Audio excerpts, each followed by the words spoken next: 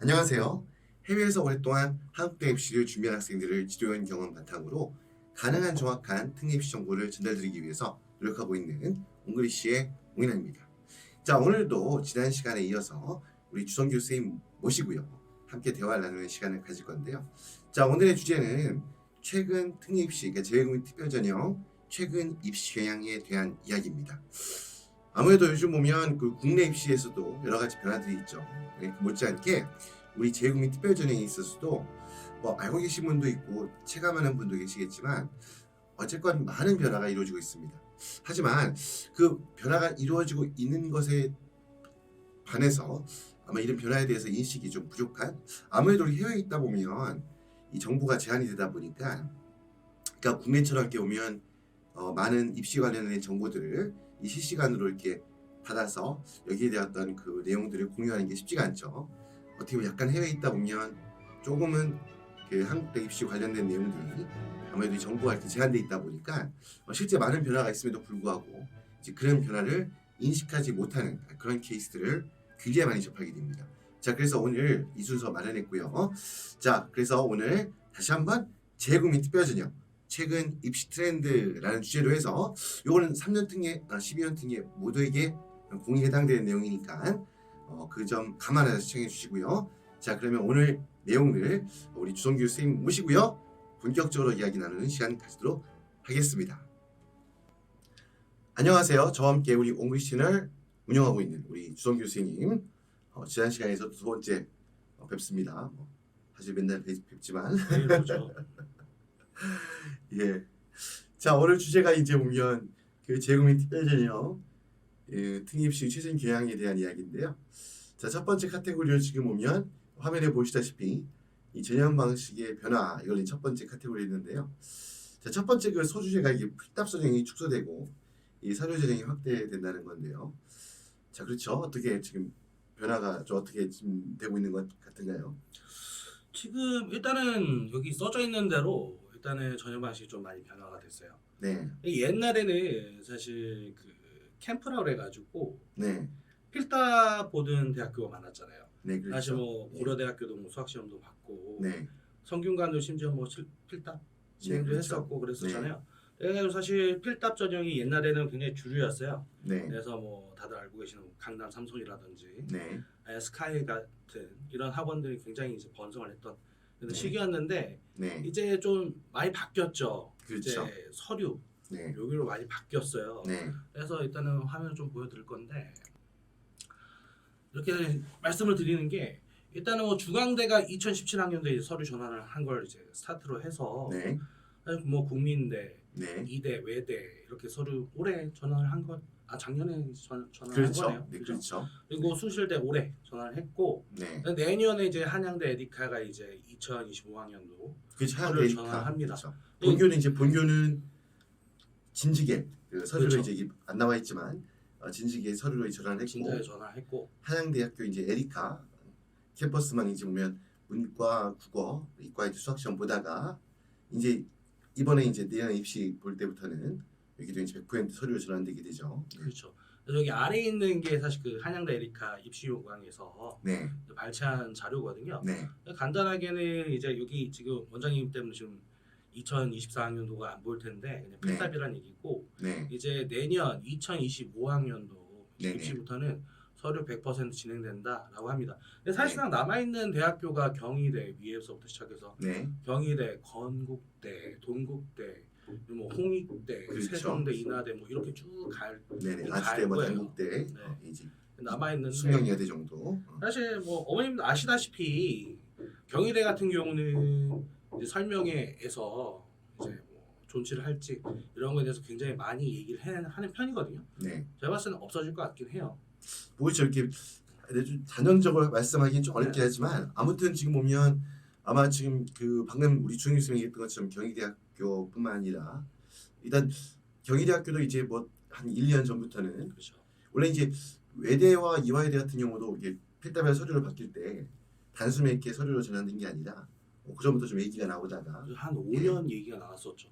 그렇죠. 이제 검토를 하다가 이제 아마 2023학년도에 이제 본격 이제 서류로 바꾸게 됐는데 뭐 말씀을 드렸던 것처럼 경희대학교도 지금 제가 읽기로는 이 서류를 이렇게 필답 전형을 지금 아직은 필답을 실시하고 있고 일단 뭐 내년도 입시에 대해서도 일단은 예고한 거는 필답으로 예고했어요. 유지한다고 유지하는 했는데 걸로.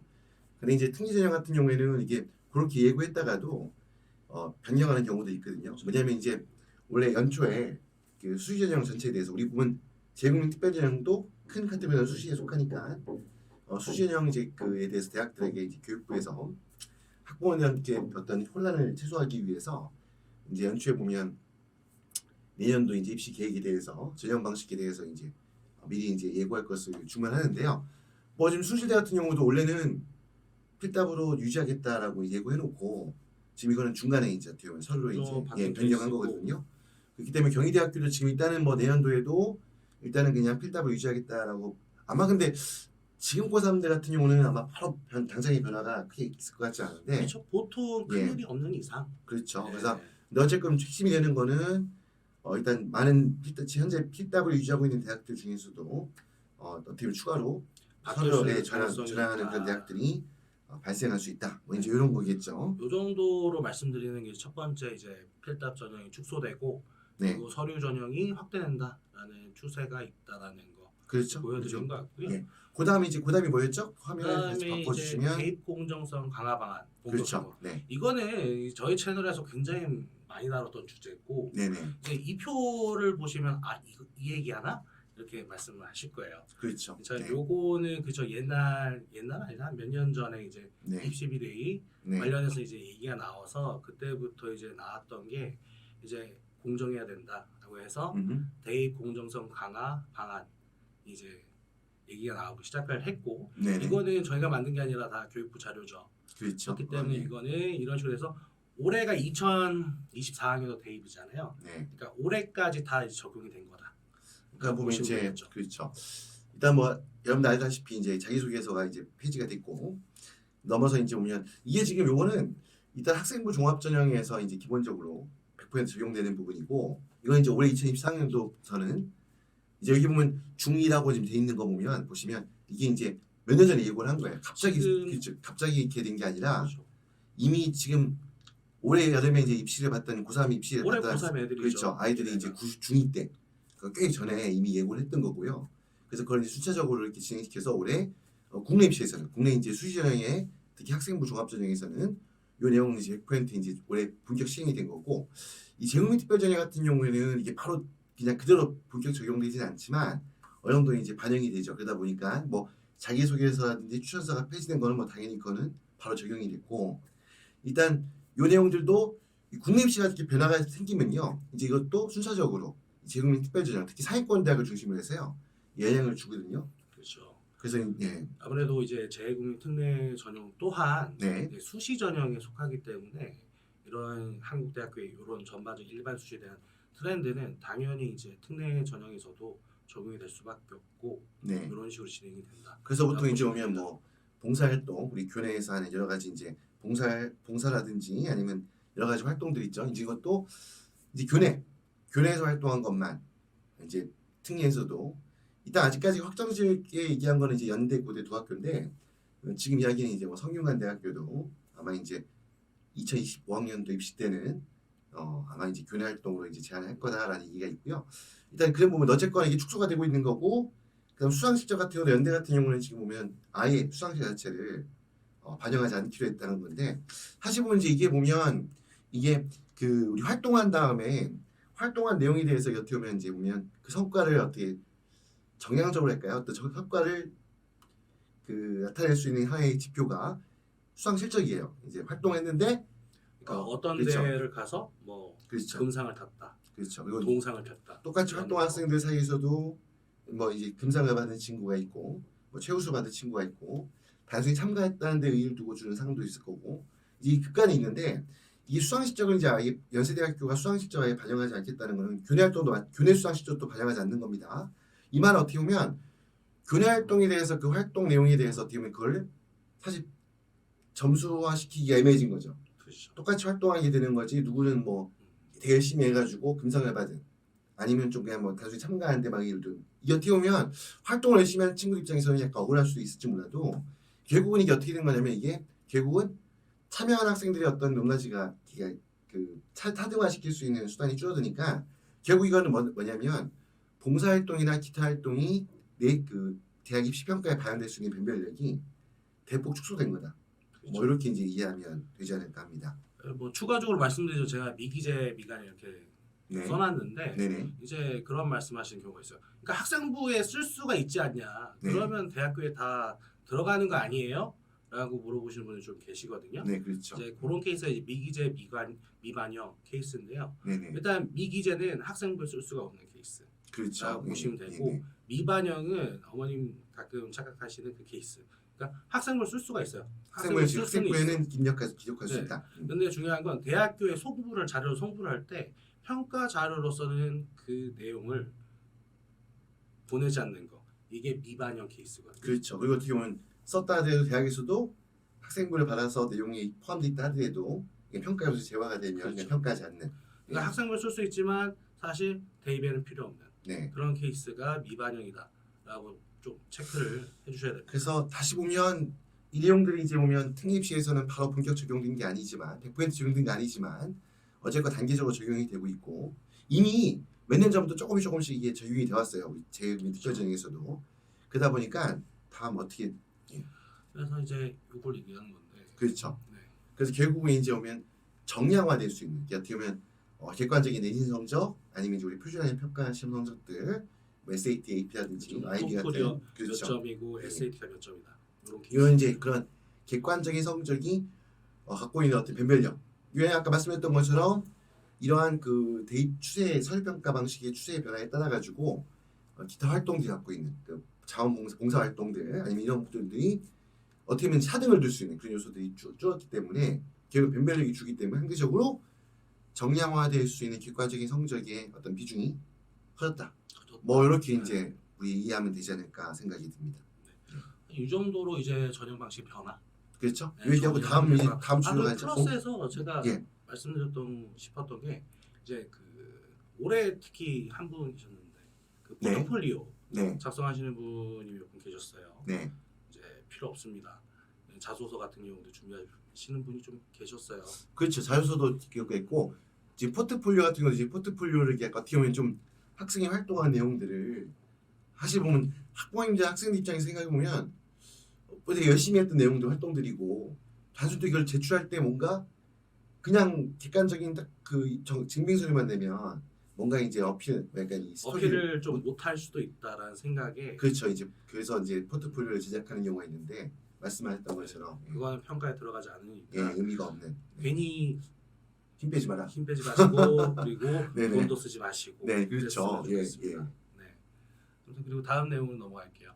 다음 내용은 합격에 필요한 성적의 변화인데 사실 이거 토탈에서 말씀을 드리면 대학 가기가 쉬워졌다.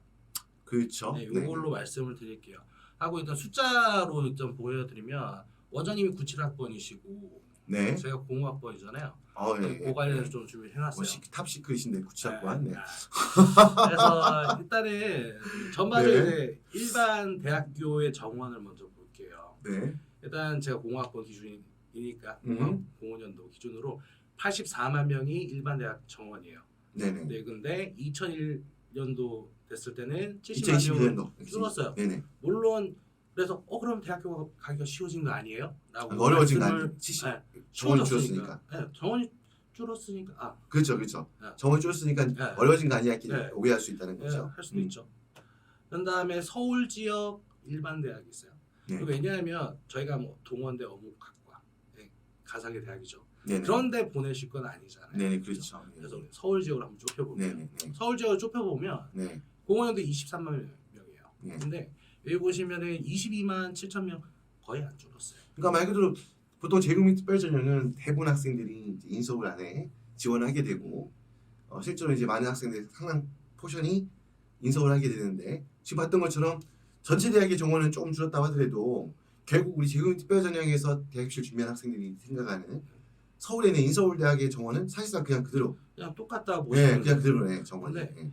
응시 인원을 볼게요. 네. 원장님 응시하셨을 때 네. 82만 명이에요. 그렇죠. 고3 포함해서 네. 재수생까지 해서 82만 명. 제 때는 61만 명. 네. 근데 올해 50만 명이거든요. 예. 근데 요즘 저출산 분위기가 굉장히 심하죠. 네. 그죠? 출생자 수 찾아봤는데 네. 17년도에 36만 명이에요. 음. 그리고 작년에 20만 명. 이제 와. 20만 명 언더로 떨어진다고 하더라고요. 예. 와. 그러면 이거는 예. 막상 이 그- 수치로 보니까 아이들 이거 보면 안타깝습니다. 네. 네. 수능 응시 인원이 3분의 1로 줄어드는 거예요. 그 언더. 이미 당연 지금을 봐도 더 지금 계속 네. 보시면 굉장히 빠른 속도로 지금 가파르게 아마 다음 그 표도 준비했을 뭐야 그 도표로도 이렇게 준비하셨던 것 아 같은데. 그건 너무 길어서 뺐어요. 아 요거. 예. 네. 이걸 보면 좀 더 이제 어떻게 보면 지금 보시면 지금 대학 입학 연령에 있는 학생 숫자가 와, 이 가파르게 너무 많이 떨어지고 있고 네네. 그에 반해서 그러니까 정원은 크게 줄진 않아요 사실. 그러니까 이게 크로스가 됐네요. 그래가지고 네. 2022학년도부터는 정원보다도 이제 지원자 수가 줄어드는 그렇죠. 한마디로 어떻게 보면 전체적으로 미달 상태가 되는 그렇죠. 이게 이제 진입하기 시작을 했고 사실 뉴스 보시면 네. 사실 직거국이라고 그러죠. 네. 뭐 경북대, 지방 거점 국립대학교 경북대라든지 이런 데는 지금 미달이 일반 수시에서도 지금 현실화되기 시작을 했고 네네. 뭐 똑같이 특례는 당연히 그죠? 네네. 더 심하죠. 네. 그죠? 그에 따라서 마지노선이라고 그러죠. 네. 옛날에 3년 특례 기준으로 했을 때 정말 못하는 친구들, 네. 정말 안타까운 친구들. 이 친구들은 어디 갔냐면 강남대, 수원대 네. 여기가 마지노였어요. 네네. 여기까지 갔으니까. 그렇죠. 근데 지금은 손을 놔도 아무리 못해도 네. 가천대는 간다. 네네. 가요. 네. 그 아래 가는 친구도 있긴 있겠지만 물론 그렇죠. 그 네. 학과에 따라 가지고. 그래도 어느 정도 마지노선 가천대라 보거든요. 네네. 가기가 너무 쉬워졌다.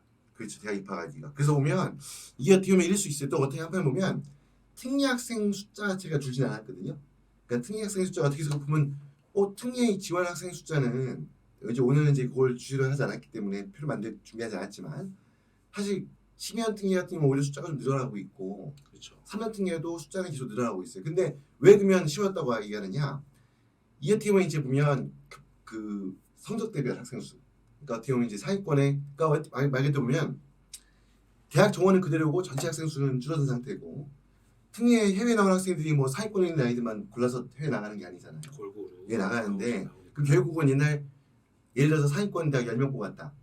근데 국내 해외에서 나온 학생들 숫자 그 나온 아이가 원래 10% 안에 드는 아이가 아니라 뭐 20, 15% 30%다. 그렇죠. 여기까지 되는 학생들 합쳐야지. 왜냐면 재국민 특별전형의 학생 수가 그대로 다니기는 그렇지. 그 비율을 유지하기 위해서는 옛날 10% 안에 성적이 드는 친구뿐만 아니라 이렇게 내 밑에까지 아이들까지도 그렇죠. 포함하는 거다 보니까 근데 정원은 그대로고 그러니까 당연히 상대적으로 어떻게 대학 입학할 수 있는 필요한 성적대가 아니 특례생 학생 수의 어떤 보면 전체적인 학력 그 수준을 봤을 때는 하향이 되고 있는 거죠.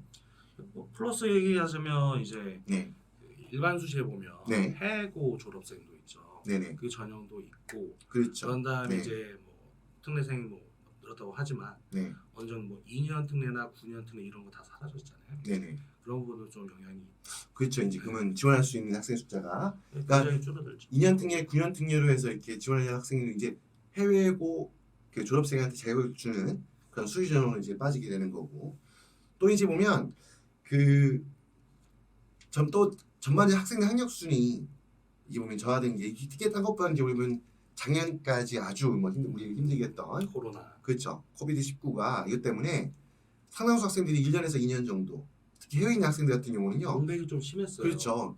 국내에 있는 학생들이야 뭐 솔직히 크게 그게 물론 거기도 영향이 있긴 하겠지만 해외 같은 경우는 학생들이 우리 보통 재외국민들이 굉장히 많이 분포하는 뭐 중국 저희가 있는 베트남 이런 지역들이 굉장히 통제가 심해서 사실상 학교도 못 가고 온라인 수업만 진행하는데 그 온라인 수업이란 것도 우리 한국처럼 이렇게 인터넷이 빡빡 잘 터지는 게 아니에요.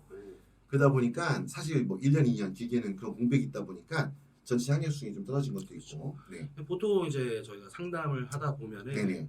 어머님들 이제 여기 오신 지 한 2, 3년 되시는 특히 그런 분들 네네. 보면 항상 말씀하시는 게 우리가 왔을 때는 코로나였다. 네네. 그래서 1년은 놀았다. 네. 그러니까 학교는 등록했는데 놀았다. 네. 어쩔 수 없었다. 예. 이런 케이스 너무 많거든요. 네.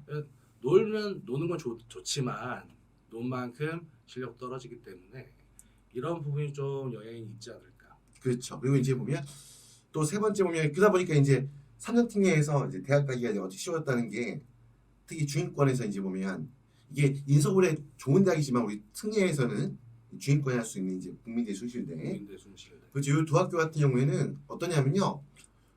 그 몇몇 인기학과들 이제 예를 들어서 문과에서는 뭐 경영 관련된 학과, 이과에서는 소프트웨어나 바이오 관련된 학과를 뺀 나머지 일반 학과들은요. 사실 실질적으로 이제 미등록 사태가 발생하는 그렇죠. 상당수 학과에서 그래서 사실 네. 국민대 같은 경우는 그 필답 했을 때 네. 그때 거의 미달이었어요. 네. 그거 탑하려고 서류로 돌렸다라고 네네. 얘기를 그렇게 분석하시는 분이 좀 있으세요. 그렇죠. 이제 보면 그 뭐냐면 여기서 미달이라 많은 건 뭐냐면 처음 지원자는 당연히 뽑는 이론보다 많이 지원합니다. 근데 이제 1단계 기본적인 어느 정도 성적을 바탕으로 해서 이제 1단계를 거쳐서 이제 걸러내면 이제 그 1단계를 통과한 학생들을 대상으로 해서 이제 그 추정 합격도 부여되고 또 1단계를 통과해야지만이 그 추가 합격의 기회가 주어지는 거거든요. 근데 이제 보면 지금 국민대 숭실대 같은 경우 상당수 학과들이 1단계를 통과한 학생들 중에서 그 학생들이 등록하지 않아가지고 추가 합격까지 돌렸는데 맞으면 결국은 정원을 못 채우고 예. 그런 케이스가 되는, 굉장히 예. 많고 네. 이제 이게 국민대랑 숭실대만 있는 경우는 아니에요. 네네. 사실 그 국숭 세단이라고 그러죠. 네네. 광명상가 이렇게 내려가잖아요. 네. 뭐 명지대라든지 네. 명지대는 또 뭐 재단 이슈가 있어서 네. 하지만 그 아래 대학교는 이런 문제라고 해야 되나? 이런 현상 그렇죠. 이런 현상이 좀 자주 나온다. 그리고 이제 필답 보는 학교 중에서도 수도권에 있는 우리 보통 이제 대표적인 학교가 인하대학교, 아주대, 이제 단국대. 단국대 이제 서울에서 이제 지방으로 가면서 굉장히 많이 교수가 약해지긴 했는데 어쨌거나 이 학교들도 예전에는 정말 불과 그 한 2017, 18학년도 때만 해도 코로나 전에 그렇죠. 그때만 해도 인하대와 아주대도 상당히 어려웠었어요. 옛날에 보면 한양대 에리카도 이제 보면 필답 받겠지, 서류 받겠지만 이 학교들도 사실 성적이 중위권 전체에서 중간 이상을 돼야지 그렇죠. 합격할 수 있는 학교였는데 이제는 솔직히 몇몇 학과들 빼고는 좀 예. 조금만 공부하면 그렇죠. 가능성이 있다. 그렇죠. 네. 사실 이 얘기를 말씀드리는 것 중에 하나가 뭐냐면 쉬웠으니까 무조건 대학 쉽게 갑니다가 아니라 중하위권 학생들 입장에서는 포기할 이유가 없었다는 거예요. 네, 그러니까 중하위권에 속한다 해도 이제 좀 위에 있는 상향해서 그러니까 조금만 예. 고생하면 진짜 조금만 하면 돼요. 네네. 조금만 하면 좀 더 좋은 대학교. 그렇죠. 더 노력하면 좋은 결과. 그러니까 중위권 대학 같으니까 국민대 숭실대 같은 경우에도 내주 공부 열심히 하고 거기다 덧붙여서 뭐 여러분들 저 어학인행 시험 같은 경우 좀 열심히 해서 점수를 받으면 국민대 숭실대 서류전에 합격할 수 있다는 거고 지금 필답 같은 경우에도 인하대 아주대 같은 경우 그렇다고 시험 자체가 쉬워지지 않았어요. 여러분들 보시면 시험지 내용이 시험 문제 너무 어려우니까 이걸 내가 어떻게 해라고 생각할 수 있는데 시험 문제가 난이도 관계없이 합격성이 내려갔기 때문에 네, 합격 커트라인이 내려갔기 때문에 낮아졌어요. 그렇죠. 그래서 중하위권이나 학생 같은 경우는 좀 노력하면 인하대 아주대 단국대 학교대 필답 전형을 통과할 수 있다 이런 부분인 거고요. 반면에 심의원 특례는 좀 달라요. 방향이 오히려 심의원 특례는 지금 보면 너무 이제 서울 지역으로 이제 보면 아까 말씀하셨지만 인구 절벽 때문에 지방 대학들이 지금 정원을 못 채우고 있는 상황이에요. 학생들을 그러다 보니까 근데 이제 서울로 몰리니까 서울에는 보면 이제 어떻게 보면 이제 불균형 현상이 생기겠죠. 이제 어떻게 보면 이렇게 보면 특히 그 중에서도 정원의인 그렇죠. 정원의 전형. 네, 우리 보통 이제 국내에는 농어촌 전형하고 그런 사례자 전형을 저희가 건드릴 수는 없어요. 사실 네네. 정부에서 건드릴 수 없기 때문에 건들 수 있는 건 사실 시민관 특례. 그렇죠. 이제 제국민 특별전형 우리 전교육과정 해외 이수자 이제 이런 데 압박이 있다 보니까 또 어떻게 보면 조금 여담이지만 과거에 이제 보면 이제 그 특히 고려대학교가 하고 성균관대학교가 과거에 정말 굉장히 많은 학생들 10년 그렇죠. 등을 뽑았었어요. 근데 이제 누구 얘기는 이제 뜰채로 이제 건져서 뽑는다고 했는데 그렇죠. 이제 그냥 원서 만나면 합격하는 뜰채로 탁 했는데 예. 그렇죠. 이 친구들은 이제 대학 입장에서 등록금 수익도 되고 근데 또 문제가 뭐였냐면 이제 그 친구들이 대학 가서 열심히 해주면 다 됐는데 학력이 많이 떨어진 친구들이 입학하다 보니까 아쉬운 친구들도 좀 많았고 그렇죠. 그 부작용도 많았죠. 그다음 이제 두 번째 말씀했던 것처럼 이 교육부나 이제 정부의 망침도 특히 이제 지방 대학들이 굉장히 반발이 강하다 보니까 결국은 이제 어떻게 보면 정원을 축소해야 되는 그렇죠. 그러다 보니까 아까 말씀했던 것처럼 기존의 과거에 너무나 많은 학생들이 쉽게 그냥 기준 없이 받다 보니까 이게 교내에서 일으키는 어떤 문제들을 갈등이나 그렇죠. 또 이제 학교에 계속 열심히 다니지도 않고 뭐 중도 포기하는 경우도 많이 발생하고 두 번째는 너무 수도권에 집중되는 현상. 그것도 학생 수도 적은데 그러다 보니까 어떻게 보면 이제 좀 오면 선별해서 학생들을 뽑아야겠다 이런 부분 때문에 지금 연대나 고대, 성대 같은 경우에는 10연 특례에서도 물론 아직도 쉽게 들어갈 수 있는 과들이 있지만 비인기학과들은 되게 상위권 인기학과를 중심으로 해서는 인기학과들. 오히려 지금 12연 특례 같은 경우에는 입학 합격선이 계속 올라가고 있습니다. 그래서 인기학과들은 사실 큰 차이가 3년 특례하고 큰 차이가 없는 성적대가 돼야지 합격할 수 있는 이제 그런 과들이 좀 많아지고 있다는 거. 그 부분도 이제 좀 우리가 명시할 필요가 있을 것 같아요. 최상위권 같은 경우는 네. 뭐 3특이든 12특이든 부단한 노력과 점수가 필요한 거고요. 네, 이제 마지노선이 좀 다르긴 하죠. 네네. 12특 같은 경우는. 네네. 하지만 어느 정도 노력은 좀 필요하게 되었다. 그렇죠. 네. 그 특히 뭐 이제 그 마지막 카테고리 이제 문과 이과 이 부분 말씀드리면 사실 요즘은 전부 다 이과로 지원하거든요. 요즘 이과가 너무 인기도 많고 네. 의대뿐만 아니라 일단 취업이 우선이잖아요. 네. 아무래도 이제 그 고3들 상담하다 보면 부모님은 항상 좀 중요하게 생각하시는 게 취업, 그렇죠? 근데 문과 나와서 취업을 어떻게 하냐? 네. 라고 말씀 많이 하세요. 그렇죠. 그래서 이제 상당수 아이들도 이제 그런 걸 공감을 하기 때문에 네. 이과를 많이 선택을 하고 이게 입시에서도 좀 많이 반영이 되거든요. 네. 똑같죠. 지금 한국도 지금 문과랑 이과 통합되면서 이과가 상위권에 좀 보진되어 있고, 네. 근데 문과가 좀 아래쪽에 깔려 있고, 네. 이렇게 되잖아요. 근데 특례도 약간 그런 게 좀 적용이 된다라고 보면 될 것 같습니다. 특히 상위권 아이들이 지금 소프트웨어, 여기 말하는 이제 컴퓨터 과학, 아니면 소프트웨어, 아니면 뭐 또 데이터 사이언스 여러 가지 이 명치학과에 학교도 있는데 AI라든지 이쪽으로 많이 몰려요 지금 전부 다. 그러다 보니까 가뜩이나 어떻게 보면 아까 말씀했던 것처럼 그 전체적인 어떻게 보면 대학 입학하기에 그다음 상위권 아이들이 이과에 흔히 말해서 소프트웨어, 바이오 이쪽으로 이제 막 몰리다 보니까 집중되다 보니까 상대적으로 거기 속하지 않는 과들 같은 경우는 더 입학하기가 쉬워진 상황이 되는 거죠. 쉬워졌죠. 예, 상대적으로 상위권 아이들은 다 이제 글로 몰리고 사실 이런 거죠. 이제 상위권 대학교에서 네. 이제 뭐 경영학과, 네. 경제학과 이런 거는 괜찮아요, 사실. 네. 여기까지 괜찮은데 이제 뭐 철학과, 네. 아니면 사학과 이런 데는 들어가기가 좀 상대적으로 그렇죠. 많이 이제 또 쉬워졌죠. 언어 관련 학과들 그리고 이제 뭐 그렇죠. 국문과나 영문과 아이들도 이제 지금 비에 들어가기 쉬워진 상태고 그 외에도 이제 뭐 정치외교학과, 사회학과, 행정학과 전체적으로 지금 문과 같은 경우는 이래도 되나 약간 생각이 들 정도로 그렇죠. 지금 보면 입학하기 위한 워낙 이제 아이들이 뭐 지원자가 이런 주니까 네. 예. 그런 상황이 국립시에서뿐만 아니라 특례는 좀 더 세게 가속화됩니다. 왜냐하면 학생 수가 전체적으로 그 특례생 숫자보다 특례생에 할당된 대학 정원은 훨씬 커요. 그렇죠. 근데 이 1년사까지 맞물리다 보니까 특히 이제 문과에서 이제 비인기 학과들 같은 경우는 정말 입학하기가 너무 쉬워지는 것 같아요. 그래서 종합해서 말씀드리면 기본적으로 대학 가기는 쉬워졌다. 네. 다시 한번 말씀드릴 수 있고요. 예. 그다음에 마지막 페이지죠. 예, 이제 오늘 주제 오늘 말씀드릴 거는 세 번째 카테고리 마지막 카테고리입니다. 예, 우리 학부모님들이 갖고 있는 자녀교육 요 부분도 이제 어떤 태도나 방향 인식의 변화가 굉장히 많이 느껴지긴 하거든요. 네. 일단은 뭐 중위권 학생 공부보다는 특기를 이라고 했는데 실제로 그러니까 내신이나 이런 식으로 학업적인 부분의 학원 다니기보다는 네. 이제 예체능 학원. 네. 저희 학원 앞에도 그 음악 학원 있죠. 네. 그렇죠? 음악 학원이라든지 미술학원. 미술학원 그렇죠. 아니면 뭐 약간 벗어나지 뭐 코딩이라든지 네. 이런 위주의 학원을 많이 보내시거나 다니는 그런 케이스가 많이 늘어났다. 네네. 보면 될 것 같고 실제로 원장님도 지금 애기들 예, 우리 자녀도 지금 예체능 그렇죠. 쪽을 좀 전 집중해서 교육을 시키고 그렇죠. 있습니다. 네. 학습보다는 학습은 뭐 아직 어리거든요. 어린데 일단 그게 그래서 보통 요즘 보면 미대 준비하는 학생들이 굉장히 많이 늘었어요.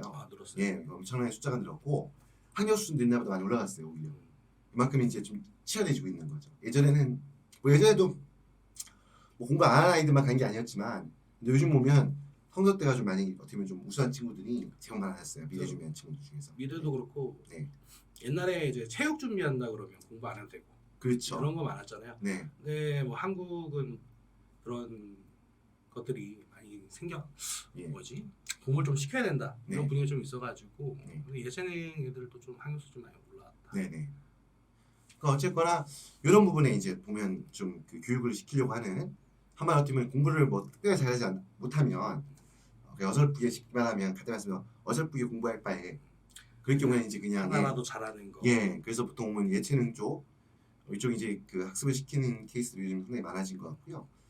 또 이제 또 그 다음 얘기로 연결할 수 있는 얘기지만 예전에는 꼭 대학 가야 된다 아니면 무조건 해서 그렇죠. 공부 아니면 안 된다. 물론 이제 지금도 그런 분들이 적지 않지만 그렇죠. 일단 대학은 가야 되지 않니? 네. 뭐 이런 식으로 하시는 분들이 많긴 많은데 옛날에 비하면 분위기가 확 줄었죠. 그렇죠. 그런 게. 그래서 이제 무조건 공부해라. 한마디로 무리해서.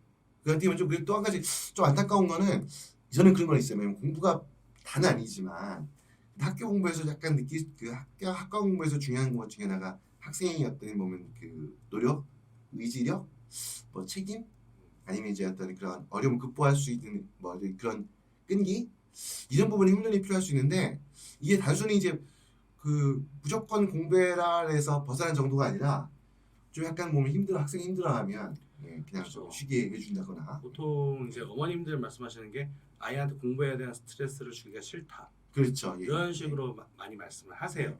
예. 결론은 공부를 안 시키겠다. 그렇죠. 이제 그러면 다른 활동이라도 아니면 뭐 그 자기 아이가 스스로 뭔가 자기 개발하기 위해서 아니면 책을 본다든가 아니면 여러 가지 활동하면 좋은데 그게 아니라 그냥 좀 약간 이 부분을 참 많이 안타까워. 다음에 한번 기회가 있으면 집중적으로 말씀드리고 싶은 부분 중에 하나이긴 한데 좀 보면 너무 이렇게 보면 그냥 방치하는 약간. 근데 그게 이제 우리 중 교수님 얘기했던 것처럼 우리 아이한테 스트레스 주고 싶지 않다라는 그 명분에 그렇죠. 너무 반대로 너무 방치가 돼서 아이들 뭐 하나요? 게임하죠. 게임 중독이 돼버리는 거죠 아이들이. 그냥. 그런 케이스가 의외로 좀 많고 그렇죠. 공부가 다는 아니긴 한데 네. 이게 공부를 하지 않는 대신에 뭐라도 좀 했으면 하는 그런 그렇죠. 마음이 있죠. 네. 그러니까 놀지는 말고. 어쨌건 이런 부분에 있는데 근데 이제 보면 이런 이제 전반적인 게 조금 어떻게 보면 조금 유연해지는 그런 추세에 반해서 저는 이제 입시하다 보니까 예성인 것처럼 보면 막상 이제 고등학생이 되면 자녀가 욕심이 많이 생기세요. 네네 그렇죠.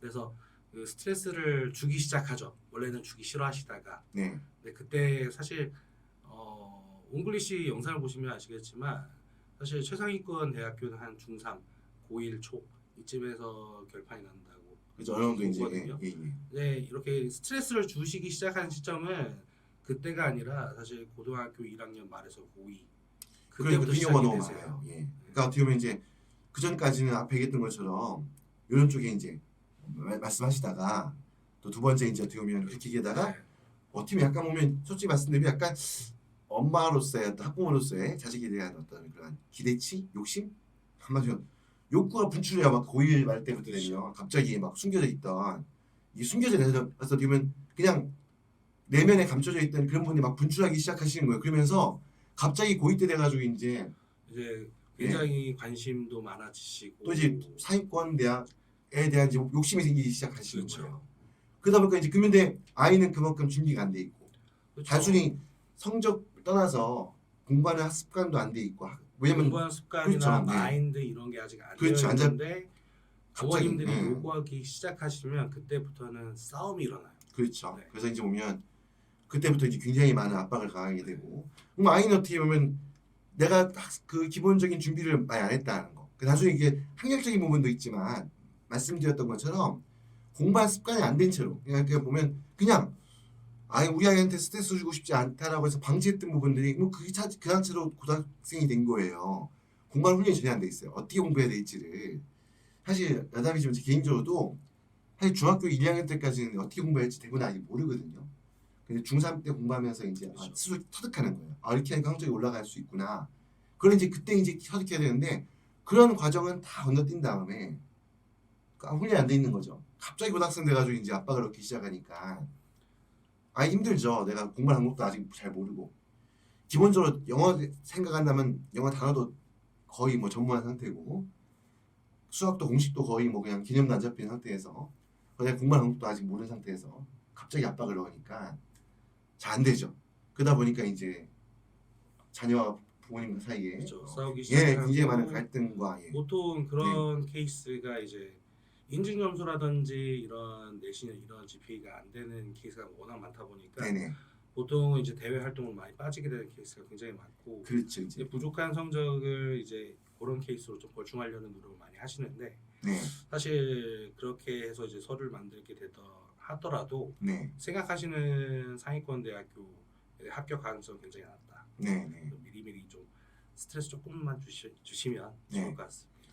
아니 솔직하실 필요가 있을 것 같아요. 이 처음부터 내가 우리 아이에 대해서 어떻게 할 것인가에 대해서 본인 스스로한테요 어머님들 솔직하게 한번 반문해 보세요. 내가 우리 아이에 대해서 앞으로 정말 3년 뒤에, 4년 뒤에, 5년 뒤에 대학가 시점이 돼가지고 어떤 마음을 갖게 될 것인가에 대해서 정말 고민 많이 해보셔야 돼요. 그래서 우리 아이가 이렇게 그래도 어느 정도 전문직을 좀 공부를 해서 전문직에 도전할 수 있는 상태를 만들고 싶다. 아니면 이왕이면 그래도 대학이지 좋은 대학이에요. 어떻게 보면 좋은 학과에 좋은 간판에 그렇죠. 그럼 좋은 학과에 보내고 싶은 말씀하셨던 것처럼 제가 아까 보면 대학 입학이 쉬웠다 해서 그 모든 대학이 쉬워진 게 아니라 정말 그 취업이 잘 된다는 뭐 어떤 미래를 보장한다라고 할까요?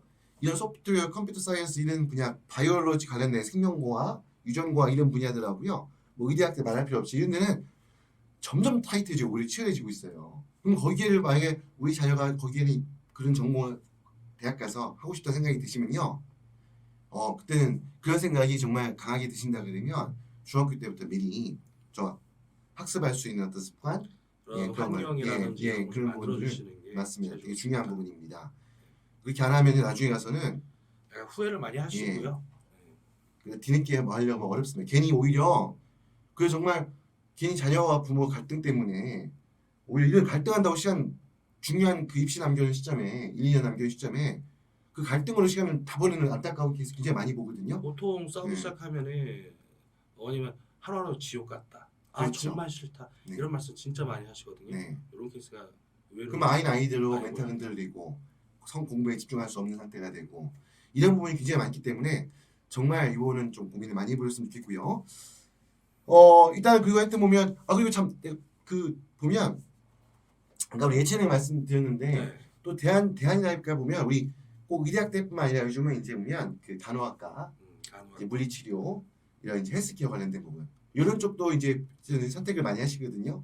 그래서 아마 이런 부분을 우리 자녀의 진료 생각할 때 간호학과나 물리치료 같은 헬스케어 관련된 학과에 대해서도 요즘 그걸 이제 고민하시는 분도 많고 저는 그건 나쁘지 않다고 봐요. 저는 좋아요. 그래서 왜냐면 전문직이니까. 예, 그렇죠. 그래서 중하위권 학생 같은 경우는 물론 그러다 보니까 이제 거기도 점점 옛날보다는 입학 성적은 조금씩 올라가고 있습니다. 올라가고 있어요. 예.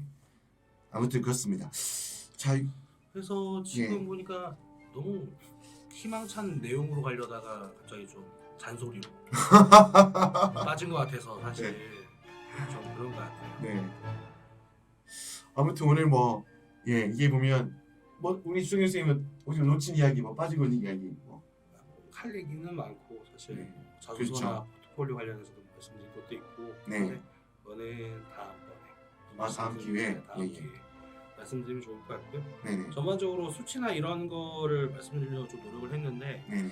약간 말주변이 좀 많이 없는 것 같아서 아직 전달 익숙하지가 못한 것 않아서 같아서, 방송에. 네, 네. 아쉬운데 네. 다음번에 또 좋은 내용으로 찾아뵈면 좋을 것 같습니다. 예, 그래요. 그러면 하여튼 오늘 이렇게 오늘 그 재구미트 빼준형 최근 입시 트렌드에 대해서 사실 이게 짧은 시간이다 보니까 다 말씀드리기 어려웠고 좀 핵심이 되는 내용들만 이제 정리해서 말씀을 드렸는데요. 하여튼 아무튼 오늘 내용 한번 여러분들 도움이 되었으면 좋겠다 생각이 들고요. 오늘도 주성 교수님과 함께하는 이 시간 가졌고 오늘 말씀하셨던 것처럼 오늘 빠진 부분들 준비했는데 말씀 못하신 부분도 있죠 분명히. 그렇죠. 지금 여기 적어놓은 데 보면은 네. 지금 와서 늦었고요. 자 아무튼 오늘 여기까지 해서 지금 재구민 특별전 최근 입시 트렌드에 대해서 우리 주성 교수님과 함께 여러 가지 이야기를 나누는 시간을 가졌고요. 자 아무튼 뭐 오늘 우리 쌤 하시고 싶은 말씀도 많았을 텐데 아무래도 시간 제한이 있고 하다 보니까 조금 이제 다 말씀드리지 못한 부분인데 요 다른 부분에서도 이제 또 말씀을 나눌 기회를 또 가지도록 하고 자 아무튼 오늘 시청하신 내용 해외에서 우리 자녀 교육하시면서 한국대 입시 준비하는 데 있어서 꼭 도움이 될 수 있는 그런 영상이 되었으면 좋겠습니다. 자, 오늘 시청하신 영상 도움이 되셨다면 구독과 좋아요 부탁을 드리고요. 자, 오늘 함께해 주신 주성규 선생님 그리고 저는 옹이란이 아니죠. 옹글리시의 옹이란이었습니다. 네, 주성이었습니다. 네, 감사합니다. 감사합니다.